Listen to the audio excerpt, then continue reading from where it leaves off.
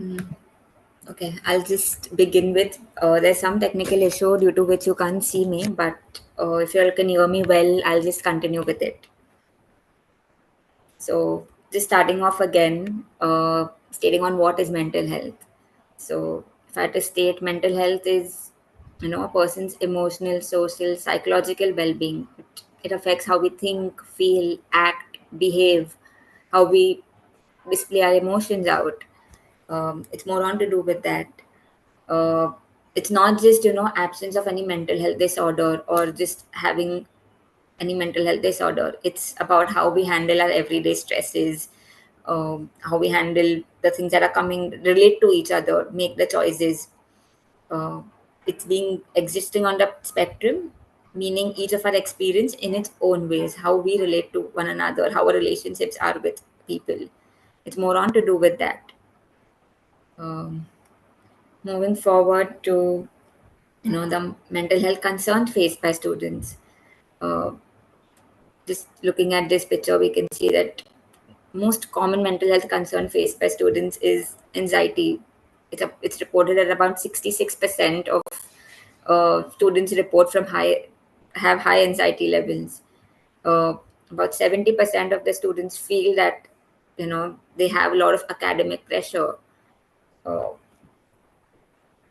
it's just how much pressure that you creating on self or how much it's given. uh, 50% of students also report to be suffering from depression or reporting depression symptoms. So we can see from this that there is high amount of mental health concerns that are being faced by the students. And you know the support that is there is only 30%, as we can see in the last slide here, last part of the picture here. Only 30% of the students have access to mental health or counselors. So it is a concern, and it is a thing that we should be working on how we can support our mental health in a lot of ways. Also, another thing that is of concern is that that the suicide rates in the country have also been increasing. We can see about the suicide rates for students have been doubling by more. It's been like about 4% of it. Suicide rates have been increasing nationally, whereas the national suicide rate that is increasing is only 2%. So that is also a concern for it. And we can see that in 2022, about 13,000 people had committed suicide, which were students. So it is a youth concern and youth thing to look at, that why are students committing suicide? What is it that's causing them to commit suicide?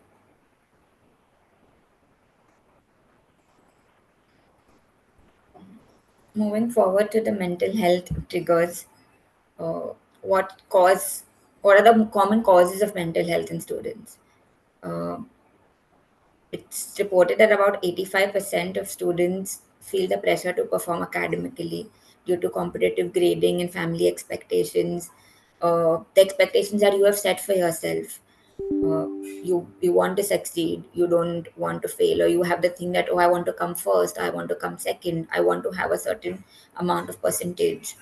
I should be scoring this much.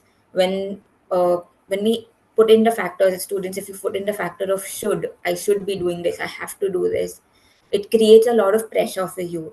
The pressure is not probably the situation may not be that something that may be creating pressure, but how much you are putting the pressure on you when you're acting, when you're putting in the word that I should be doing this. uh, that is where the pressure might be coming in from. When you have to meet deadlines, a lot of time it also happens that we do procrastinate a lot. 2 days before the submission, one night before the exam is the time when most of the students study. But you have a longer time. The semesters are 6 months long. They are there for a reason. So you can sort of manage your time better, manage your schedule better, plan your things better out, and not create that pressure for yourself at the last moment. That could help you all to not lead to that anxiety or stress that it's creating. The other concern that is there is financial concerns. About 35% of the students report having financial stress. Uh, Sometimes it may be very difficult to manage out their studies, part-time job, doing an internship. They may add on to the experience. They may give you value. They may also be giving you some sort of money and the financial help that you require. But they do also add in a little bit of stress because you've been doing juggling two things at a time. The last thing that I want to discuss more on depth is about the social media impact. About 60% of the students reported saying that the triggers do come from social media, and that is something that is within the control of one.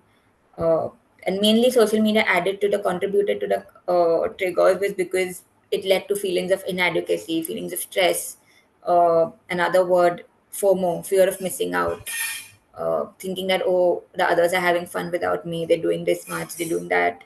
uh, the social the need to be socially presentable, always happy, doing things, uh, adds on to the pressure, adds on to the anxiety, adds on that, oh, everyone else is having fun, I'm the only one who's left out. It leads to feelings of loneliness. uh, these are the major triggers and major concerns that that add on to mental health concerns among the college students. uh, I want you all to, as students, think right now, reflect. The chat box is not enabled, but I want you all to have a pen and paper and reflect and think, when was the last time that you felt overwhelmed? What signs did you notice? What was it that you saw in you? The changes that you observed in you, if I had to say more so. I would want you all to take a minute to do that, to look at that aspect and notice those things. Overwhelmed or could mean stressed when you had feelings of anxiety. What was it that you saw? What were the changes that you saw in you specifically?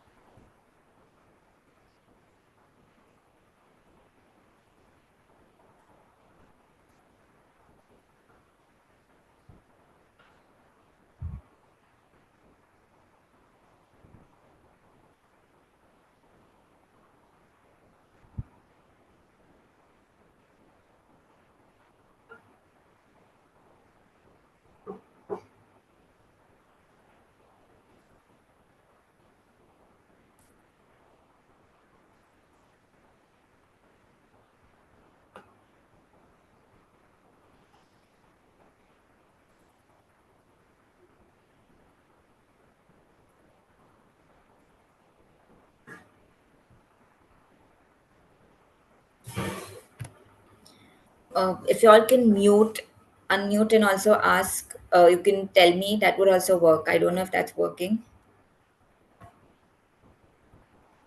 And if someone wants to share, they can just raise their hand and share. Share. I can unmute. Try and unmute.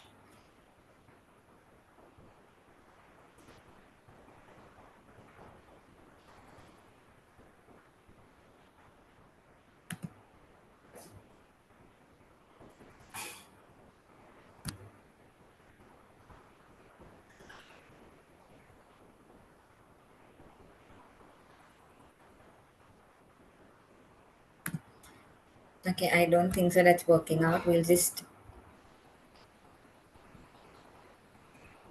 go on moving forward. I'm going to talk about a few things, few symptoms that you can identify when you're feeling out of balance or feeling overwhelmed or stressed. uh, what are the few things that you could notice within you? uh, so if I had to say, some of the physical symptoms that you could notice are fatigue, headache, muscle tension, a weakened immunity, changes in your eating and sleeping pattern. Changing in the eating and sleeping pattern specifically here could be more to do with also you eating less or more. It's not only when there's a decrease you're out of balance. Even when you're eating more, or probably you're binge eating, uh, it could be something that could be of concern. Uh, if you're sleeping more, could also be a concern. If you're sleeping very less, this could be a pattern. Substance abuse, uh, if if there is an increase or decrease or sudden start of substance abuse, it could be something that you could look at. uh, the emotional signs that you could look at is mood swings. When your mood is swinging, 1 minute you're happy, or while you're happy, and then there's a sudden change in your mood and you're becoming sad. uh, Irritability, anger, frustration could also be other things that you could look at. Difficulty concentrating. If you had the focus before, and you sensing that, oh, now I'm not able to concentrate, I'm not able to focus, I'm not able to do that, how much attention I could give before, it could be a concern. Lack of interest or lack of motivation. You don't feel like doing things. There were things that you would enjoy before, but now they seem like a task. You don't want to do them.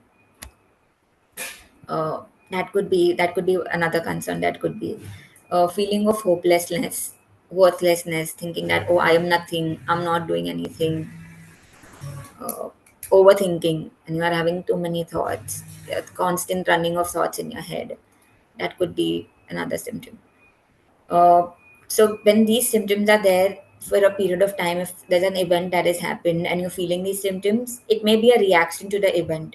But if these symptoms are constant for over a period of 2 weeks, 3 weeks, or more than that, and if they're there for a period of 1 week, then they go and then they come back again, or after a week's time, then it's something that you could look at. You could seek help for that, because it may not be something that's a reaction to a particular event or a particular thing happening. It's something probably not going right in your body.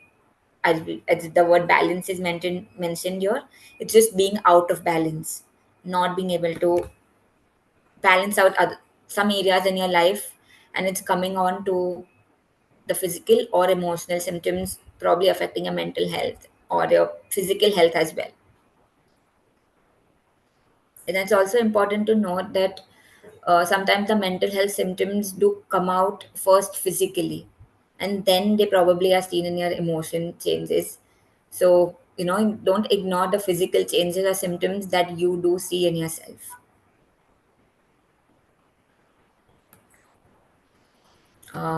Moving forward to the main part of the topic today, prioritizing mental health.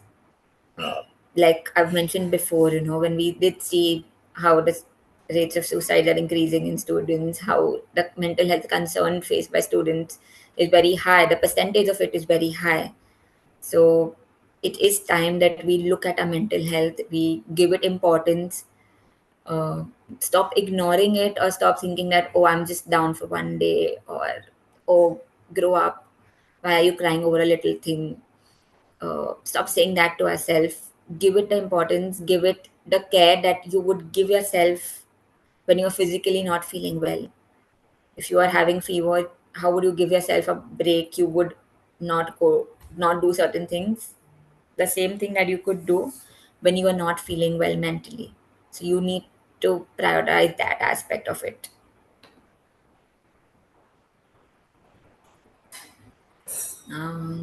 Okay, I'll just move forward because we can't see each other, so we'll just move forward to balance. If I had to ask and say, what is balance? What does a balanced life look like? Since I'm a working professional, I'll ask, like, I'm questioning a lot of time, on saying that what is a work-life balance? Uh, when do you say that it's a work-life balance? If I had to ask you as students, I want you to think that what do you understand by a student or academic life balance? With it could just simply mean how you manage academic demands, how you manage your social life, your personal well being without overloading one area on the expense of others. Uh, in this photo, we can see that there's a wheel with about like 7 areas. It talks about the 7 areas of life. It's emotional, environmental, financial, intellectual, occupational, physical, social, and spiritual. These are the common areas in life that mean something to people, or the areas that are the most important to us. Your occupation could also have more to do with your academic part. So,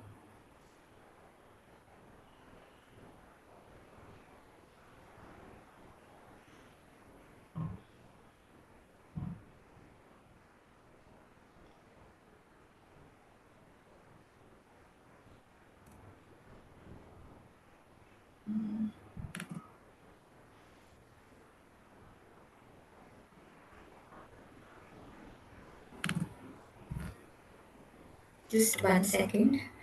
I think you can't see my presentation. It's not there on the same slide as what I'm speaking.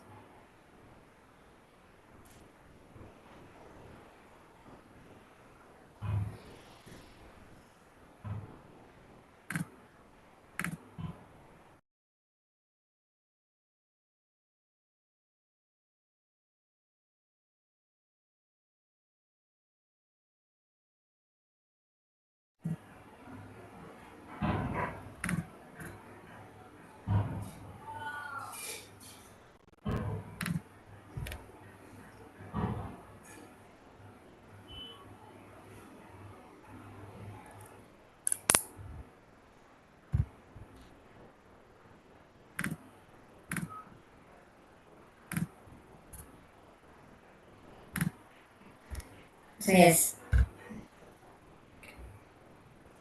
yes, we're looking at the wellness wheel. Uh, Sorry, there's we're looking at a wellness wheel where you can see that the emotional part, the environmental part, the financial part, the intellectual part, the occupational, the physical, the social, and the spiritual. So these parts are important, and all these parts are important in a way. So it depends on how you manage these areas. It doesn't have to look like a balance of, okay, if emotional is 10, physical also has to be 10.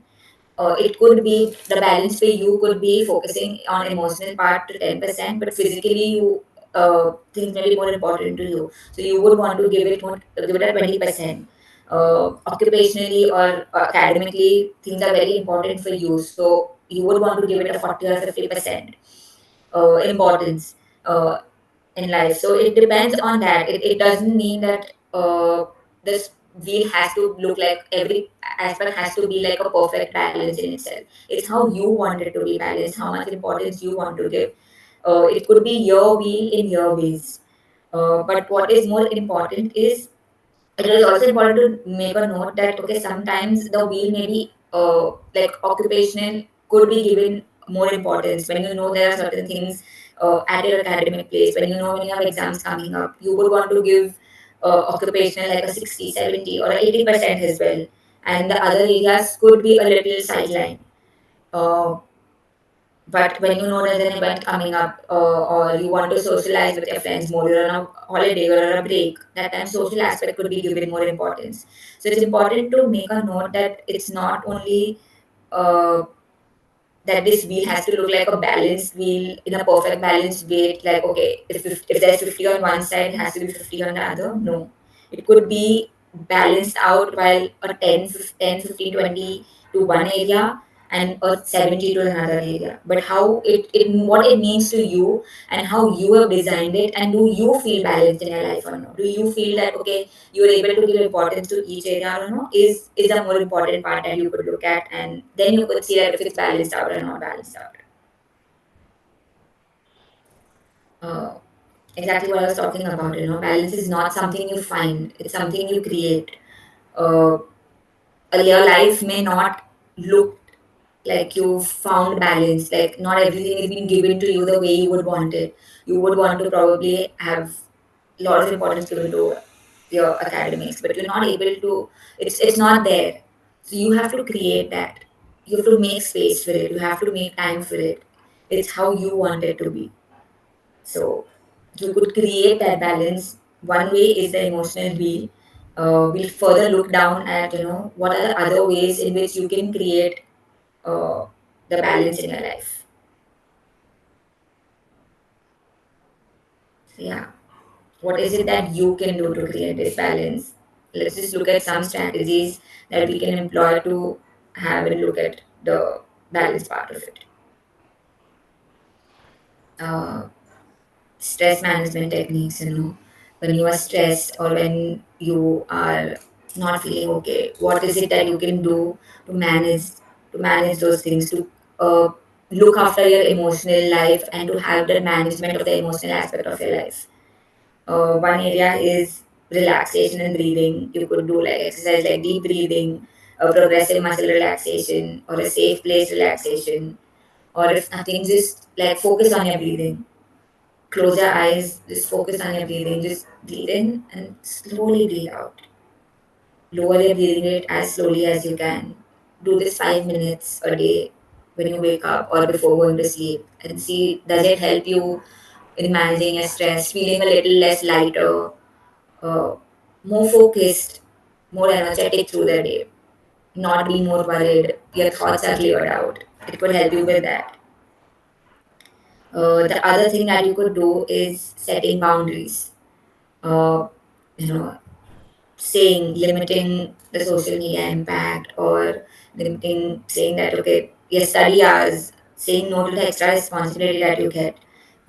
If you're very active in your college front, uh, and you're unable to manage your academics and the social life that you want in the college, it's deciding and saying no that, oh, this time at this particular time I can't be that socially active. I would want to say no. I cannot take part in this, or I cannot be the head of this organization. Just simply saying no to it, being assertive, or delegating. Sorry, delegating work.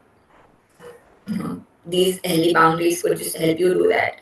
Uh, these boundaries are something that you can create for yourself, and it's how you want them. They can be very variable and they can change. If you don't want to be on a particular social media app, your friends are there, you just simply deny that, no, I don't choose to be on this. It could look something like that. Or it could just be assertive sometimes, and you know that, okay, this is not being going to be possible by you. Using an assertive language or having an assertive body language where the other person understands without you speaking. So this could be another thing that you could do to safeguard your boundary, or to safeguard your, help you from your stress and to create balance. If you realize that, okay, your other aspects of your life are not going the way you want them, look back, see where your boundaries are. If the boundaries have been moved out from one place to another, just look at that and you can set those boundaries again and be more balanced out in your other areas. The other thing that you could do is limiting social media and screen time, taking a break from social media or taking a break from the screen, limiting and stating that, oh, I want to only be on these apps at this particular time, not every time. Also, not comparing the social media life to your real life. If others are having fun, if others are doing certain things, it's their way of doing it. It could not be something that you would want to do. So just because someone else is doing it and it's present on social media does not mean that you have to do it. You could also use this as a mental clutter by the constant influx of information that's there. Sometimes you can just choose to not have that information or not, just simply ignore it. It could be one thing that you could do. Obviously, I'm not talking about the official information that comes, but yeah, the unofficial information or the things that are there present, you could just ignore those aspects. Uh, Another relaxation technique is the breathing technique of 478. This technique is very helpful to when you're feeling very overwhelmed or stressed, or you just have, like, having a lot of anxiety, or you're feeling that you're very nervy. You could just do this technique. It's breathing in. When you inhale through your nose for 4 seconds. You do a counting of 1, 2, 3, 4. Then you hold your breath for 7 seconds. 1, 2, 3, 4, 5, 6, 7. And when you exhale through your mouth for 8 seconds. And you give yourself the counting for 8 seconds, and you do that.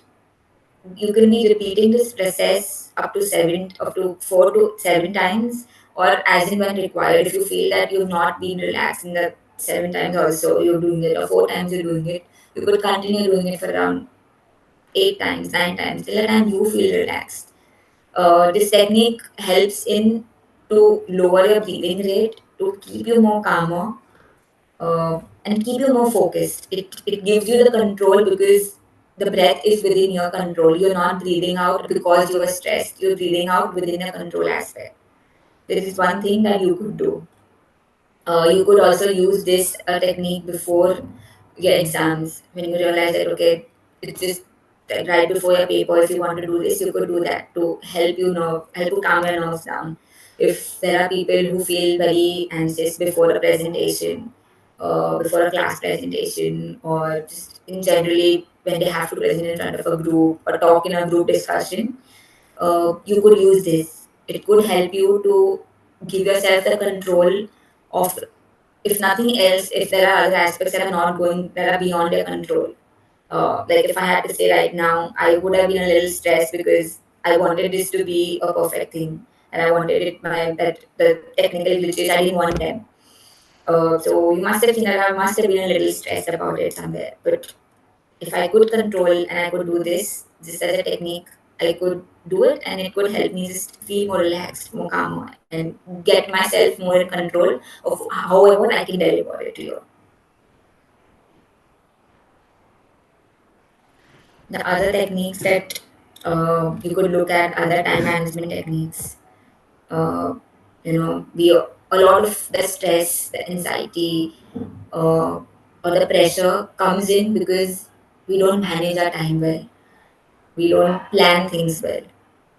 So sometimes it's also equally important to make sure that where is that stress and anxiety coming from? Is it coming from because you're not being able to manage the time well, or is it coming from because you're actually stressed about a particular thing? So if it's coming from time management, it's reflecting and thinking that how can I manage my time well? I've just laid out like 3 techniques here. One of them is prioritizing a task. Very simple way to do it is naming it as urgent and not urgent. If it's important, how you do it first. If it's not that important, you schedule it. If it's not important at all, what you could do is you could delegate a task. Or the fourth thing is you could not do it at all. You could come back to it later when you have the time or the free space to do it. Just using a time management matrix to just prioritize each task in these 4 areas, and it could really help you to declutter a lot of things. The second thing that you could do is set realistic goals. uh, you know Break down the task into smaller tasks, manageable steps. If you think okay, this is the main thing, just uh, stating that oh, I have to get a plus in my this thing in my exams. That is the main goal. You can just break it down into how can you get it? How will you be able to do it?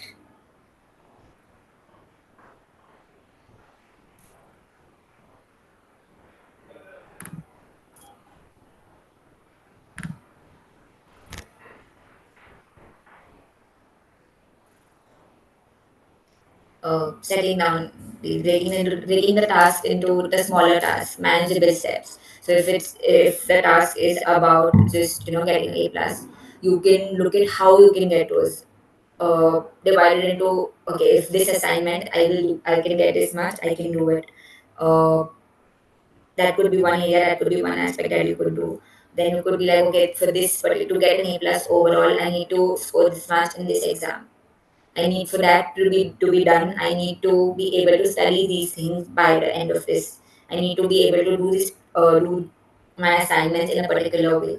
So this is breaking down the larger goal of getting an A plus into smaller doable goals. It could also the smaller doable goals could also be something like a very small step. Is that today I just want to focus on studying this chapter or studying this, not even a chapter, it could be just looking at one particular page, but it could be those things as well. It's also equally important to reflect on your goals. That if you've been setting goals, if you're setting weekly goals, or monthly goals, it's important to look back at them every 3 days. If it's a weekly goal, if it's a monthly goal, it's important to look back at every weekly to see them. If you've been able to follow it, how is the progress been like, to get more idea on that aspect. The other thing you can do is use time management tools. Uh, we have so many apps. Just take help of them. Utilize a calendar, planner, or time tracking apps. Uh, put that notes, put the things down there. Google calendars. I think a lot of you might be just using it. Put in, okay, I have this thing, this at this particular time. Do that. Another app that you can use is to do list or updates, just to manage your assignments, your schedules, your what you want to do. It could also be, you could also plan in, okay, I want to take a break at this particular time. There are also apps like the Forest app that you could help while studying. It tells you, okay, you've been studying for this much time, you need to take a break, and then you can get back to studying. So you could use these apps to help yourself with the time management.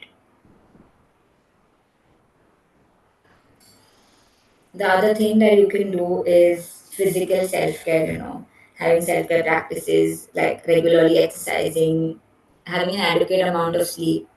uh, 7 to 8 hours of sleep is something that we do require. And it's equally important to note that the nighttime sleep is more important than you take at wake time, because it's when your body is sleeping at a stretch for 6 and 7 hours is the time when the sleep cycle is completed. So it's equally important to get an adequate night's sleep than just sleeping at very odd hours. Pursuing a hobby or a passion. Just and that hobby or a passion could just be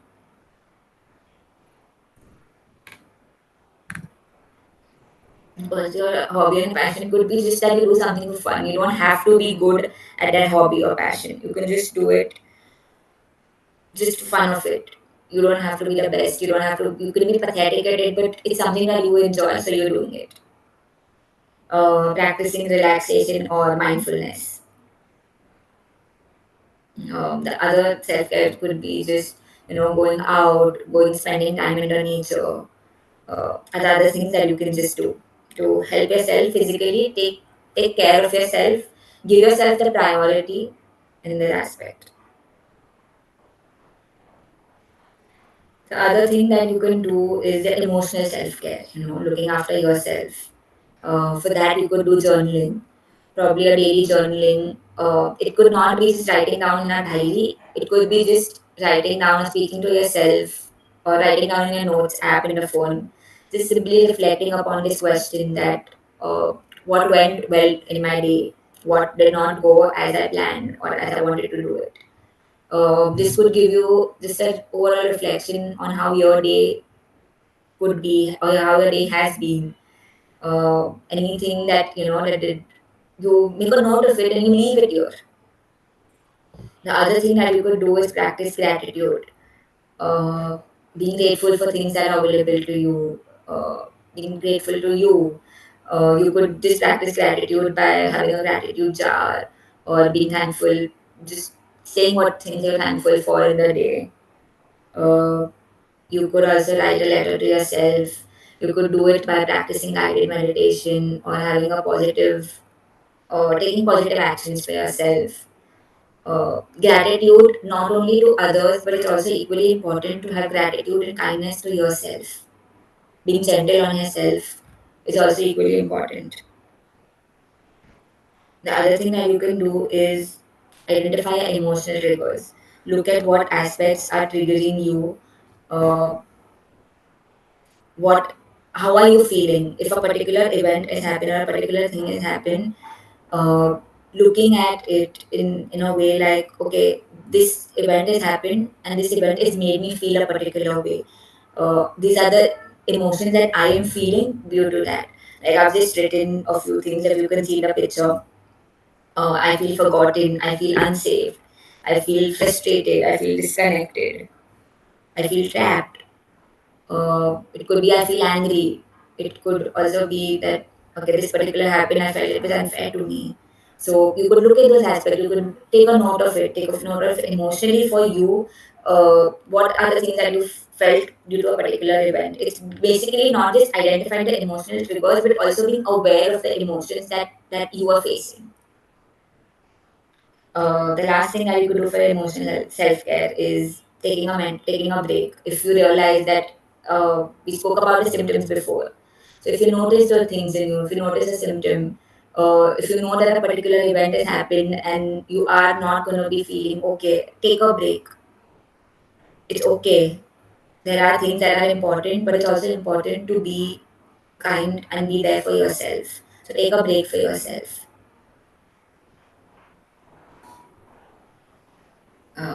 Moving forward, the other thing that could help you to with your mental health is your social support. Uh, Having a supportive friend, family, or mentor can just help you have like a balanced emotional support, and it also helps you to reduce stress and creating a sense of belongingness. So sometimes our friends and peers do provide us a social network that encourages us to have an open discussion about our challenges, making it easier to manage our academic pressure and maintain a mental well-being in general.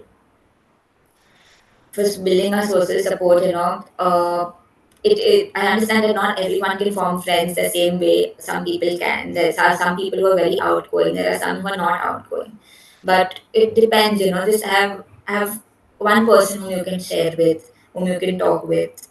Uh, Also, as a class, or as an institute, if you feel that there are people who are not doing okay, you see someone to be stressed, you notice that, okay, this person was lively before, active before, now the person become very calm, is not doing as well as they were.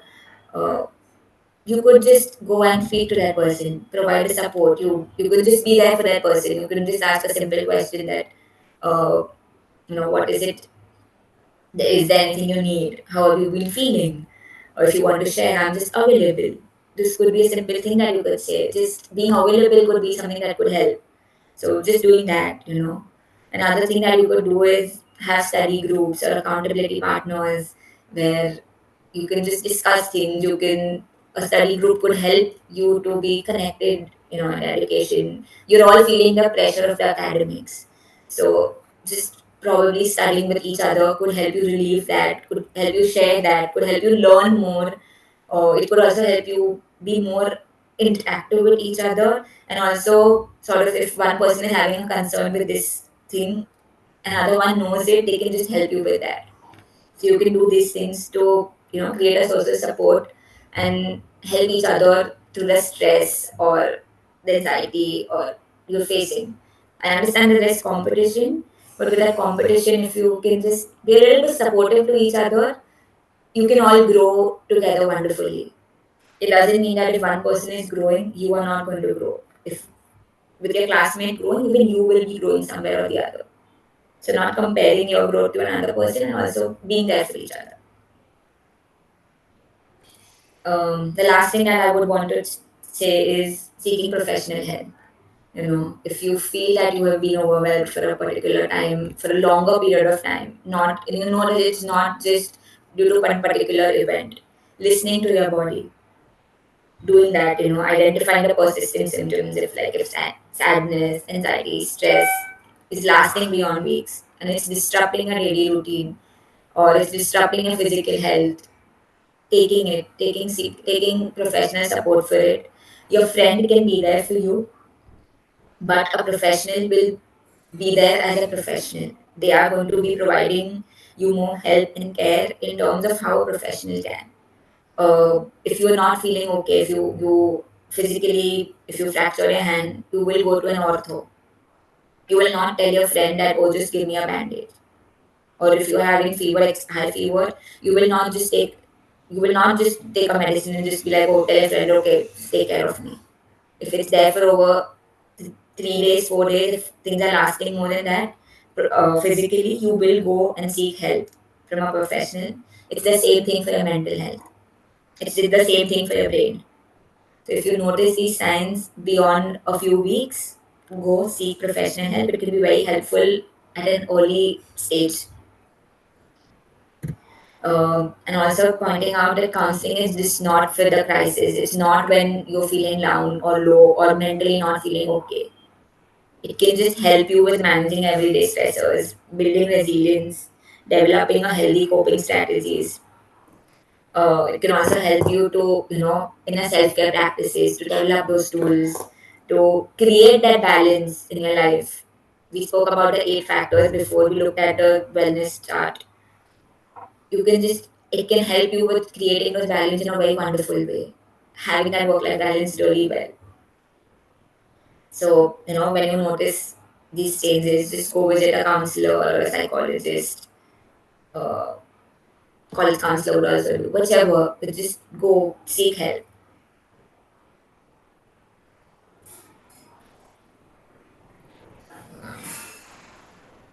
Yeah, I would just want to end with one quote that mental health is not a destination, but it's a process.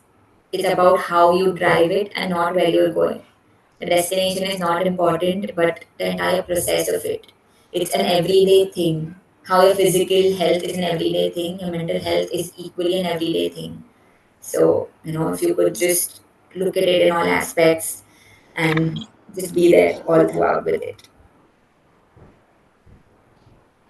Thank you. That's it from Thank you, my ma'am. end. Thank you, ma'am, for sharing your valuable ideas. Dear participants, we will be running a live question answer now. Please raise your hands and ask your doubts to ma'am.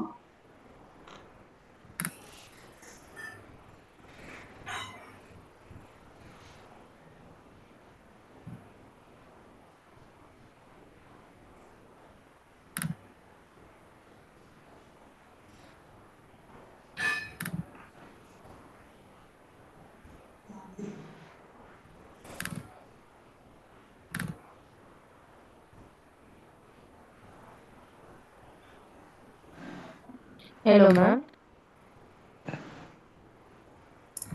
Yes, hello. Go ahead. Please ask me a doubt.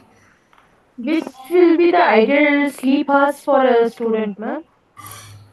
So 7 to 8 hours is ideal, but it's also equally important to note what your body wants. So for some, ideal advocate is 7 to 8, but sometimes your body may require less, or it may also require more. So one sign that you could look at is if in the morning, if you woke up and you're feeling tired, persistently, there's a lot of tiredness that you feel, then it's something that you need to know that probably your sleep is not being good. Also, it's not only important to look at the part of sleep in terms of quantity, it's also equally look at the quality of sleep. So if your sleep has been very disturbed, even if you've slept for 9 hours, 10 hours, 11 hours, if it's been a very disturbed sleep, it's not going to help. So even a 6 hour of a good quality sleep could be helpful, could be ideal, or even a 7 or 8 hours. But advocate, if you ask, in for most people, it's 7 to 8. Jansi, Yes, sir. Ma'am, could you please suggest some relaxing methods like when we have stress time, what it will help us? Yeah, sure.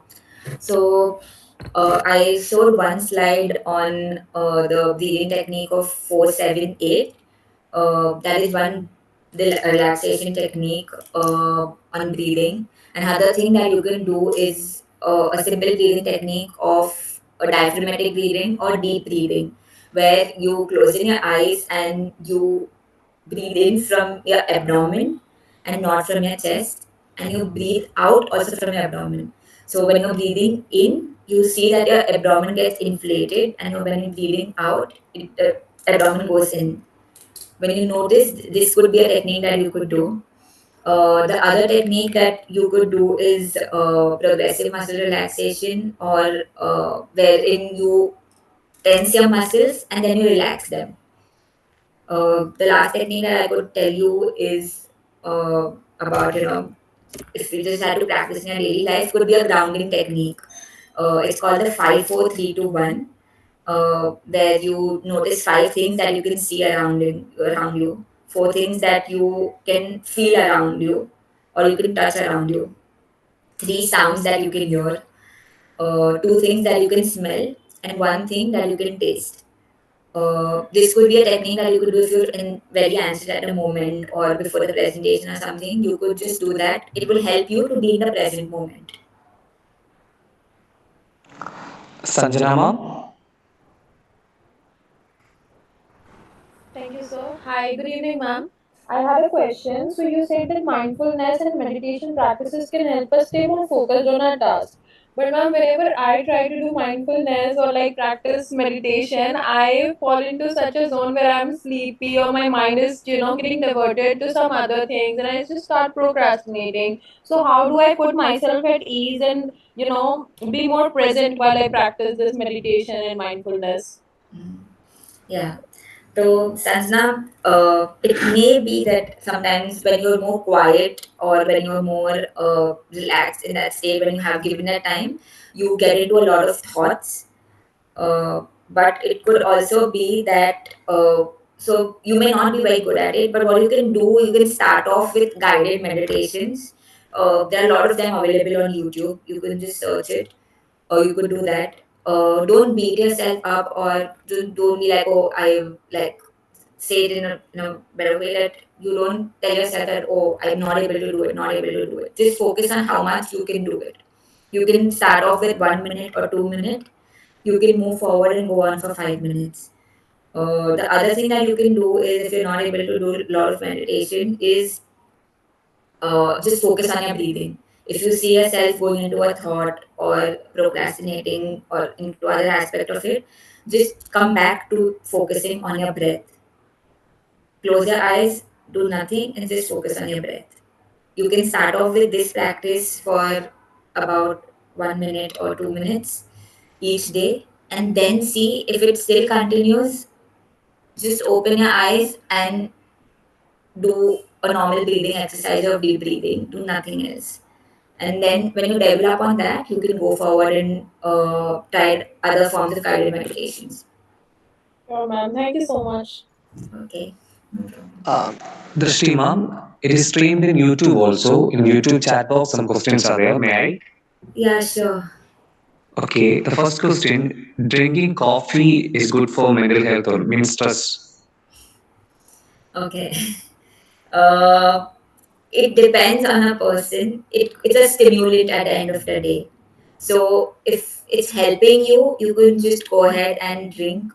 If it's not helping you, if you feel that, oh, if it's more to do with how you've structured and how you've told your brain. So we've told our brain that, oh, if I drink coffee, I'm going to feel more better, more energetic.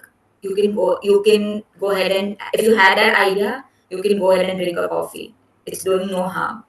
But if you feel that, okay, every time you feel stressed and you're drinking a coffee, you need to reflect back that, are you being more dependent on that substance? A substance, when you talk about substance abuse and substance dependency, it's not only to do with alcohol, drugs, smoking. It's to do also with these little substances. We are being addicted to these substances as well. So every time you're stressed, you're drinking coffee, it may be something that you're being dependent on and it's not helping you then. So if it's Ma'am, next question, ma'am. Is yeah. curiosity leads to anxiety or not? I couldn't get that. Ma'am, the Curiosity. curiosity, sometimes Okay. the curiosity leads to anxiety. Um, it depends on what you're curious about and to what extent.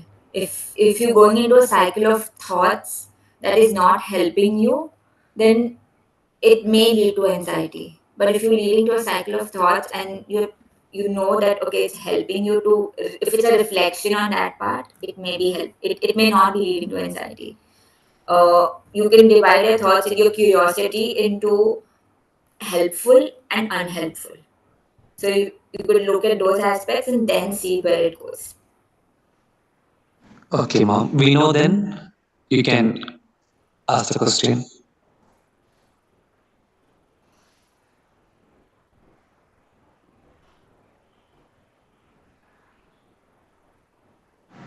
Mr. Vinodin, you can kindly switch on your mic and ask your question.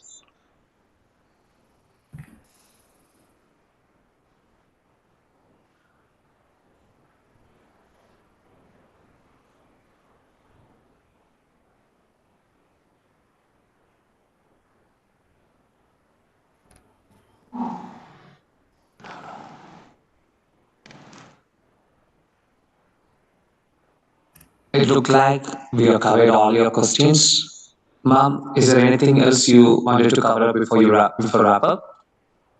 No, that's it from my side. I just want to tell that if you've noticed certain signs and symptoms in you, uh, and what we discussed today, you can you can just go see yourself or just prioritize your mental health. It is equally important, and yeah. Thank you, ma'am. Okay. Dear participants, kindly fill out the feedback form and these certificates will be given to you all registered participants on 20 November 2024. As we are at the end of the session, I would like to extend my hearty thanks to you all who have made a huge effort to join us today. A special thanks to Ms. Drashti Gada for her expertise. We, the members of Christ College of Science and Management and the Department of Management, are deeply appreciative and offer you our most grateful thanks to all of you once again for joining us. Thank you and have a great day ahead. Thank you all. Thank you so much. Thank you for having me. Thank you, ma'am. Thank you so much. And dear participants in YouTube Recording live stopped. streaming, the feedback link will be shared in the comment box. Thank you. Thank you all once again.